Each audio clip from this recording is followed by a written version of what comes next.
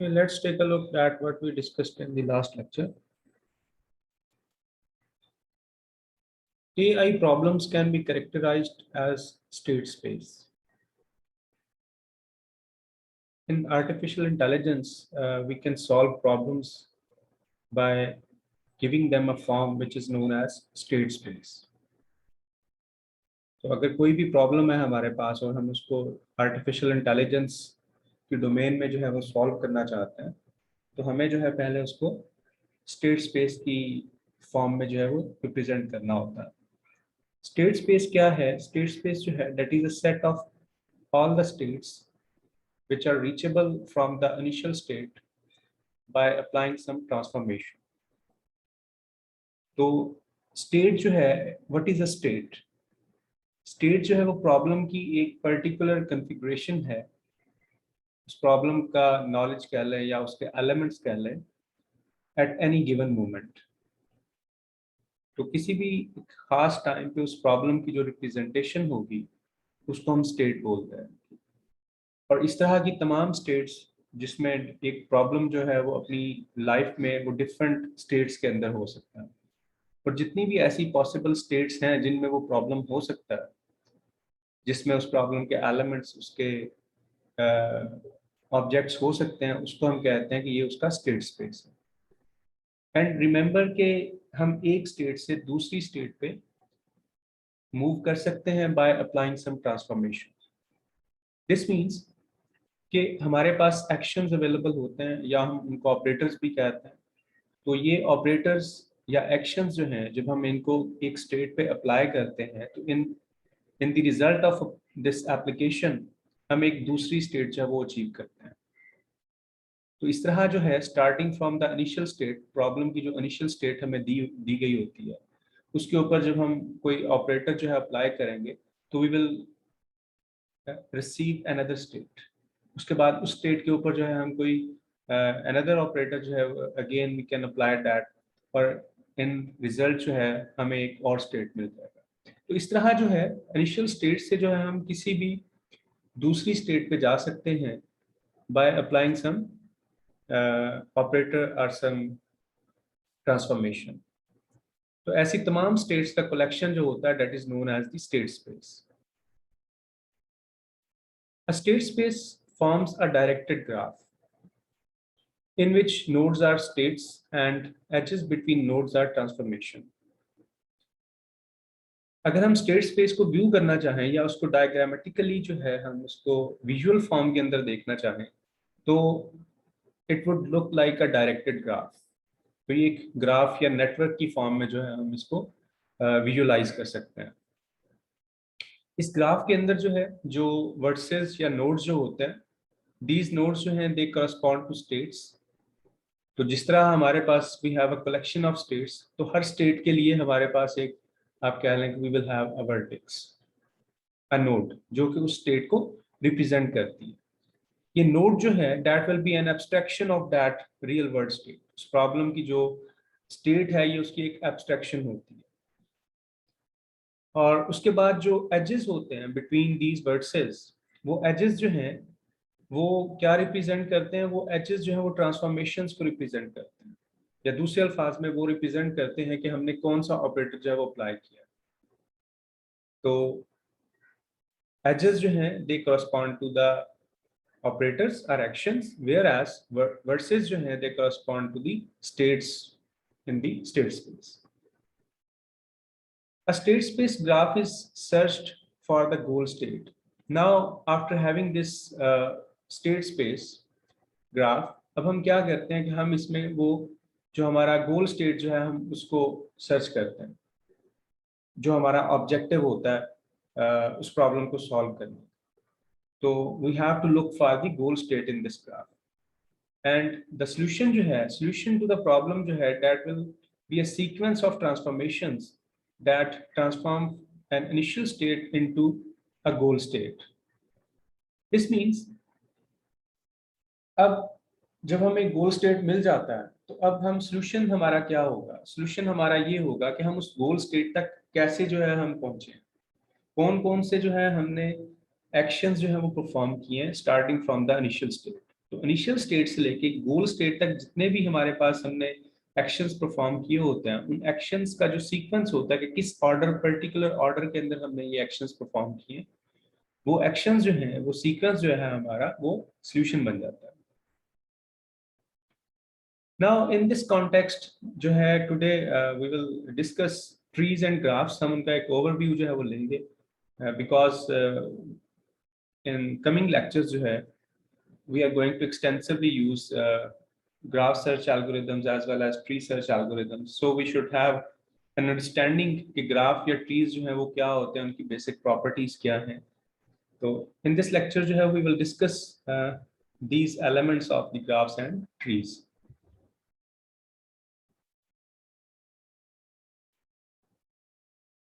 Okay, so what is a tree? Trees जो है, trees are structures used to represent hierarchical relationship. Tree एक data structure है हमारे पास, जिसकी मदद से हम कोई भी हायरार्किकल रिलेशनशिप जो है उसको रिप्रेजेंट कर सकते हैं। मिसाल के तौर पे एक ऑर्गेनाइजेशन जो है, उस ऑर्गेनाइजेशन का जो हायरार्किकल रिलेशनशिप है, लाइक उस ऑर्गेनाइजेशन को कोई सीईओ लीड कर रहा है, उस सीईओ के नीचे जो है then there are different department heads, और उन डिपार्टमेंट हेड्स के नीचे जो है से सुपरवाइजर्स हैं, सुपरवाइजर्स के नीचे जो है वो वर्कर्स जो है वो काम कर रहे हैं। तो ये एक हायरार्किकल रिलेशनशिप है। तो इस तरह के रिलेशनशिप को रिप्रेजेंट करने के लिए जो है हम ट्री डेटा स्ट्रक्चर जो है वो इस्तेमाल करते हैं। Each tree consist of nodes and edges. Trees जो है it is a collection of nodes and edges in which each node represents an object. Node जो है वो ऑब्जेक्ट को रिप्रेजेंट करते हैं, और एजेस जो होते हैं वो उन ऑब्जेक्ट्स के बिटवीन जो रिलेशनशिप होता है वो उसको रिप्रेजेंट करते हैं। In the figure you can see an example tree. ये एक ट्री है, and you see there are different nodes, जो कि हमारे पास जो ब्लू कलर के अंदर जो सर्कल है, दीज सर्कल्स जो है दीज डिनोट द नोड्स, और जो एरोज है between these circles are nodes, they correspond to edges.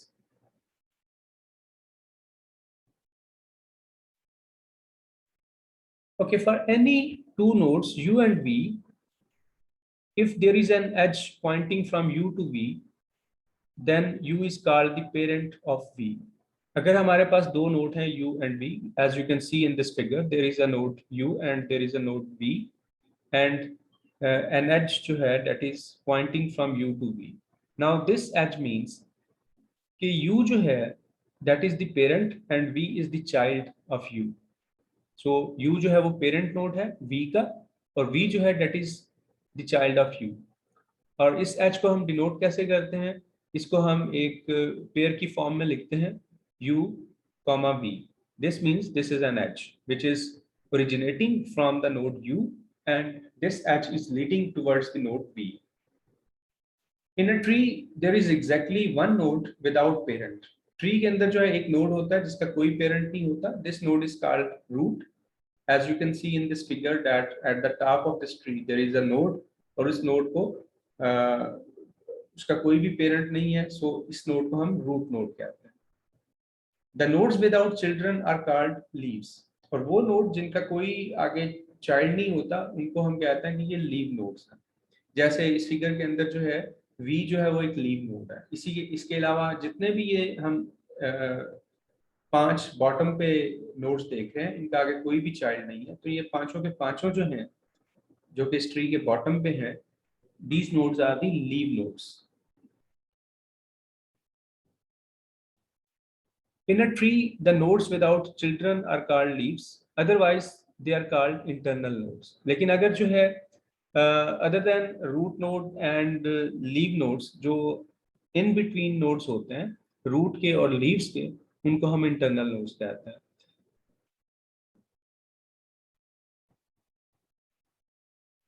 If two nodes have the same parent, they are siblings. अगर दो नोड्स और उनका पेरेंट सेम है तो वो सिबलिंग्स होते हैं. लाइक इस फिगर में आप देख रहे हो कि V और W नोड जो है, इसका पेरेंट जो है वो U है, जो कि रूट ऑफ द ट्री है. तो हम कह सकते हैं कि U is the parent of V as well as U is the parent of W, and in another sense we can say that V and W are the children of U, और V और W का आपस में क्या relationship है? These are the siblings. Second, a node U is an ancestor of V if U is parent of V, or parent of V.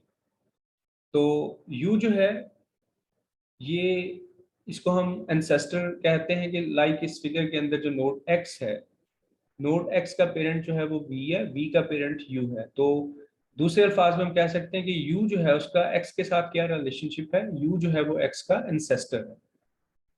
इसी तरह X जो है वो U का क्या होगा? वो उसका डिसेंडेंट होगा। तो U के डिसेंडेंट में क्या क्या शामिल है? U के डिसेंडेंट में V भी शामिल है, उसमें X भी शामिल है और उसमें W भी शामिल है। तो जितने भी नोड्स जो कि आप कह लें चिल्ड्रन है, ये चिल्ड्रन के आगे चिल्ड्रन है, वो डिसेंडेंट नोड्स होते हैं उस नोड के। और इसी तरह इंसेस्टर नोड्स क्या होते हैं? अब पेरेंट या पेरेंट का पेरेंट जो होता है वो इंसेस्टर होता है। A subtree is any node together with all its descendants. For example ये हमारे पास एक ट्री गिवन है, अब इसका सब ट्री क्या होगा? अब अगर हम इसमें से कोई पर्टिकुलर इसका पार्ट जो है उसको पिक कर लेते हैं और उसको in the form of tree जो है एज इट इज रिप्रेजेंट करते हैं, उसके यानी जो लीव्स है नीचे और जो उसके चिल्ड्रन हैं वो एज इट इज जो है वो रिप्रेजेंट करते हैं, तो उसका सब ट्री कहलाता है। फॉर एग्जांपल इस ये जो ट्री हमारा टी गिवन है, इसमें हमने क्या किया कि इसका जो रूट नोड का जो लेफ्ट चाइल्ड है वी, वी और वी से नीचे जितना भी उसका पार्ट है ट्री का, उस तमाम को हम कहते हैं कि ये एक सब ट्री है।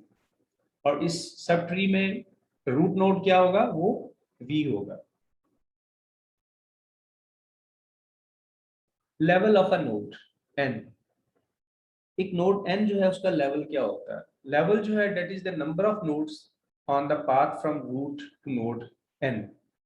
तो रूट से लेके उस नोड तक, उस पर्टिकुलर नोड तक जो नंबर ऑफ जो है हम एजेस ट्रेवल करते हैं प्लस वन, वो बन जाता है उसका लेवल। फॉर एग्जाम्पल अगर हम देखें तो रूट जो है, रूट की तरफ कोई एच नहीं आ रहा, ठीक है, रूट इटसेल्फ जो है वो because it is a root node, तो इसको कोई एच पॉइंट आउट नहीं कर रहा। तो इसमें अगर हम प्लस वन ऐड करें तो इसका लेवल क्या हम अचीव करेंगे? लेवल वन अचीव करेंगे। इसी तरह अगर हम देखें रूट से नीचे जो है इसके दो आगे चिल्ड्रन हैं, तो रूट से उन चाइल्ड तक आने के लिए जो है हमें एक एच ट्रेवल करना पड़ता है, उसमें अगर हम वन ऐड करें तो वी विल ऑब्टेन टू। तो इस तरह इसका लेवल क्या हम कहेंगे? That will be two. And so we can say कि ये जो रूट नोड एन है, नोड एन और रूट के दरमियान कितने एजेस हैं? दो एजेस हैं, उसमें हम वन ऐड करें तो we will get its level. तो इस तरह इसका लेवल क्या बन जाएगा? थ्री हो जाएगा। And so on we can compute the level of any node. हमने क्या करना है? हमें देखना है कि रूट से लेके उस पर्टिकुलर नोड तक जो है हमें कितने एजेस ट्रेवल करने पड़ते हैं, उसमें हम वन ऐड करेंगे and we will obtain the level of that node. या दूसरे अल्फाज में जो है हम इसको ऐसे भी कह सकते हैं, जैसे आप इस डेफिनेशन के अंदर देख रहे हो स्क्रीन पे, कि लेवल जो है that is the number of nodes, बजाय इसके कि हम एजेस को काउंट करें और उसमें वन ऐड करें, हम क्या कर सकते हैं? हम नंबर ऑफ नोड्स काउंट कर सकते हैं इंक्लूडिंग द रूट नोड। तो उस तरह भी हम लेवल जो है वो डिटरमिन कर सकते हैं। तो लाइक अगर हम रूट से नोड एन तक जो है हम देखें तो कितने नोड्स इन्वॉल्व हैं?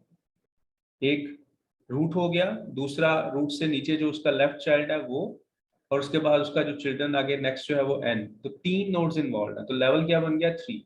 या दूसरे अल्फाज में हम देख सकते हैं कि नंबर ऑफ एजेस कितने हैं, प्लस उसमें वन ऐड कर देंगे, तो एजेस जो है वो दो हैं, उसमें वन ऐड कर दे तो हम थ्री ले लेते हैं। तो दोनों केसेस में जो है हम लेवल जो है वो डिटरमिन कर सकते हैं। उसके बाद नेक्स्ट जो है that is the height of a tree. Tree की हाइट जो है वो क्या होती है? ट्री की हाइट जो है that is the number of edges from its root to farthest leaf, यानी जो सबसे डीपेस्ट लीफ लीफ है हमारे पास ट्री में, उस लीफ और रूट के दरमियान जो नंबर ऑफ एजेस हैं that will that can be used to determine the height of that tree. तो लाइक अगर हम इसमें देखें तो सबसे डीपेस्ट नोड कौन सा है, सबसे फर्देस्ट लीफ जो है वो कौन सा है, वो है एन के चिल्ड्रन। तो एन के दो चिल्ड्रन हैं, दोनों एक ही लेवल पे हैं, तो दोनों में से किसी को भी हम कंसिडर कर सकते हैं। तो अगर हम नंबर ऑफ एजेस काउंट करें इस लीफ तक तो दे आर 3। तो इस ट्री की जो हाइट जो है दैट वुड बी 3। नेक्स्ट जो है there is a binary tree. Binary tree क्या है? A tree in which every node has at most 2 children. It is quite possible कि हमारे पास एक ट्री है जिसमें जो है आप कह लें कि एक नोड है, पर्टिकुलर नोड है एक्स, उस एक्स के जो है मल्टीपल जो है वो आप कह लें कि नंबर ऑफ चिल्ड्रन हो सकते हैं, 2 भी हो सकते हैं, 3 भी हो सकते हैं, 4 भी हो सकते हैं। It could have any number of children. However अगर हम कहें कि हमारे पास एक ऐसा ट्री है जिसमें कोई भी अगर हम नोड पे उठा लें और उसको अगर हम एग्जामिन करें तो उसके ज्यादा से ज्यादा 2 चिल्ड्रन, 2 से ज्यादा नहीं हो सकते, तो उस केस में हम कहते हैं कि ये एक बाइनरी ट्री है, यानी इसमें हर नोड जो है उसके ज्यादा से ज्यादा 2 children. Left child of you, for example इसमें अगर हम यू नोड को पिक करते हैं और हम देखते हैं कि इसके कितने चिल्ड्रन है, तो उसके 2 चिल्ड्रन है, एक एक्स और एक वाई, एक उसकी लेफ्ट पे एक उसकी राइट पे होता है। इसी तरह अगर हम रूट को देखें तो रूट के भी 2 चिल्ड्रन है, यू एंड वी। और अगर हम बी को देखें, it it has only 1 child, तो ये भी कंडीशन सेटिस्फाई कर रहा है, क्योंकि हमने कहा था 2 से ज्यादा नहीं हो सकते, 2 से कम हो सकते हैं। तो so it's well and good. उसके बाद अगर W को आप देखो तो W का सिर्फ एक लेफ्ट चाइल्ड है विच इज Z। तो ये भी जो है बाइनरी ट्री की डेफिनेशन को पूरा करता है, क्योंकि इसका भी 2 से, W के भी 2 से जो है वो कम चिल्ड्रन है, या मैक्सिमम 2 चिल्ड्रन हो सकते हैं। So this tree is a binary tree. Okay, next है full binary tree. Full binary tree क्या होता है कि इफ T इज एम्प्टी, अगर जो है हमारा ट्री जो है वो एम्प्टी है, then T is a full binary tree of height 0, यानी उसके अंदर कोई नोड नहीं है T के अंदर, T एक एम्प्टी ट्री है। सो उस केस में जो है हम इसको कहेंगे कि ये भी एक बाइनरी ट्री है जिसकी हाइट जो है वो 0 है। If T is not empty and the height of T is greater than 0, अगर ट्री के अंदर नोड्स शामिल हैं और उस ट्री की हाइट जो है it is more than 0, in that case we will say that T is a full binary tree if both subtrees of the root of T are full binary trees of height h minus 1। तो full binary tree ऐसा tree होता है जिसमें अगर आप for example root को देखते हो तो रूट जो है उसके जो दोनों जो सब ट्रीज होते हैं, उसकी लेफ्ट पे भी होगा, उसकी राइट पे भी एक सब ट्री होगा। तो अगर वो दोनों ट्रीज जो हैं they are full binary tree of height h-1, तो हम कहते हैं कि ये फुल बाइनरी ट्री है। इसी तरह हम रिकर्सिवली इसको अप्लाई कर सकते हैं, यानी रूट से नीचे जो है अगर हम लेफ्ट साइड पे देखें जो सब ट्री है, उससे नीचे हम फिर फर्दर उसका लेफ्ट चाइल्ड उसको पकड़ के देख सकते हैं कि क्या वो भी फुल बाइनरी ट्री है या नहीं है। तो इस तरह रिकर्सिवली हम बिल्टअप कर सकते हैं कि either a tree is a full binary tree or not। तो you see in this figure that we have a full binary tree। इसमें तमाम जो है ये उसकी बाइनरी ट्री की प्रॉपर्टीज को जो है वो फुलफिल कर रहा है।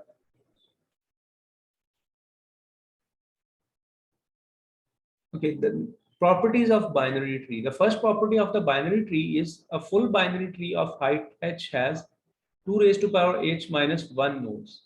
तो एक फुल बाइनरी ट्री के अंदर जो नंबर ऑफ नोड्स होते हैं वो क्या होते हैं, 2 की power h minus 1। and this is how we have obtained these number of nodes। like अगर लेवल 1 पे आप देखो तो लेवल 1 पे हमारे पास कितने नोड्स होते हैं, लेवल 1 पे तो सिर्फ रूट होता है, तो we have only root node जिसको हम डिटरमिन कर सकते हैं 2 raised to power 0, 2 raised to power 0 will give us 1, that is root. या लेवल 1 के ऊपर हमारे पास एक ही नोड है जो कि रूट नोड है। उसके बाद लेवल 2 पे आते हैं तो लेवल 2 पे 2 नोड्स होने चाहिए क्योंकि ये एक बाइनरी ट्री है। तो उसमें जो है it is a full binary tree, so इसके 2 आगे नोड्स होंगे रूट के, तो उसको हम कह सकते हैं 2 raised to power 1। इसी तरह लेवल 3 जो है वहां पे कितने नोड्स होने चाहिए, 4 नोड्स होने चाहिए। We can write it at as 2 raised to power 2। तो अगर हम इस तरह इन तमाम लेवल्स के नोड को सम अप करें अप टू हाइट h, तो we will obtain this equation 2 raised to power 0 plus 2 raised to power 1 plus 2 raised to power 2 plus 2 raised to power 3, and ultimately we will have 2 raised to power h minus 1. तो इसको अगर हम सम up करें तो we will have this equation 2 raised to power h minus 1. So these will be the number of nodes in a full binary tree. The next property of the binary tree is that consider a binary tree T of height h. The total number of nodes of T is less than 2 raised to power h minus 1. तो पहले तो हम बात कर रहे थे full binary tree की, कि फुल बाइनरी ट्री के अंदर नोड्स कितने होने चाहिए, 2 raised to power h minus 1 होते हैं उसके अंदर.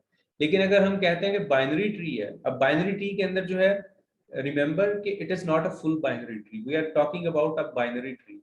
तो बाइनरी ट्री में पॉसिबिलिटी है कि कोई ऐसा हमारे पास नोड है जिसके 2 से कम भी चिल्ड्रन हो सकते हैं. तो ऑब्वियसली ऐसे ट्री के अंदर जो नोड्स होंगे they will be less than 2 raised to power h minus 1, जो कि फुल बाइनरी ट्री से कम हो.